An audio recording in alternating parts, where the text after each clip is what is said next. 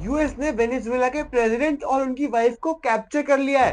पूरा इशू क्या है, एक मिनट में समझते हैं। दरअसल वेनेजुएला लैटिन अमेरिका की एक कंट्री है जिसके पास 300 बिलियन बैरल से ज्यादा के ऑयल रिसोर्स हैं, जो कि वर्ल्ड में हाईएस्ट है। अब यूएस चाहता है वो ऑयल रिजर्व को अपने फायदे के लिए यूज करे, क्योंकि वो 20th सेंचुरी तक कर भी रहा था। पर्टिकुलरली 21st सेंचुरी के अंदर वेनेजुएला चाइना के साथ ऑयल डील साइन करता है, साथ ही साथ उनके रिलेशन रशिया से भी अच्छे हो जाते हैं, जिस वजह से यूएस जो है उनके ऊपर सैंक्शन लगाता है और 2025 के अंदर उनके ऊपर एयर स्ट्राइक्स करता है उनकी बोट्स पे, जिसके अंदर उनके सिविलियंस मारे जाते हैं। अब यूएस यहाँ पे कहता है कि वेनेजुएला इलीगल ड्रग सप्लाई कर रहा है उनके कंट्री के अंदर, जिस वजह से ये स्ट्राइक किए गए हैं। फाइनली 3 जनवरी 2026 को ऑपरेशन एब्सोल्यूट रिजॉल्व के तहत यूएस दोनों प्रेसिडेंट और उनकी वाइफ को कैप्चर कर लेता है, ये कहते हुए कि इनका इलीगल ड्रग सप्लाई में डायरेक्ट हाथ है और अब इनका ट्रायल न्यूयॉर्क कोर्ट के अंदर होगा। ग्लोबली ब्राजील, स्पेन और चाइना जैसी कंट्रीज ने इसको डायरेक्टली क्रिटिसाइज किया है। साथ ही साथ बहुत चांस है कि इस अटैक ने पर्टिकुलरली यूएन चार्टर के बहुत सारे आर्टिकल्स को वायलेट भी किया है। अब अगर इंडिया की बात करेंगे तो हमारा 87% ऑयल रिजर्व जो है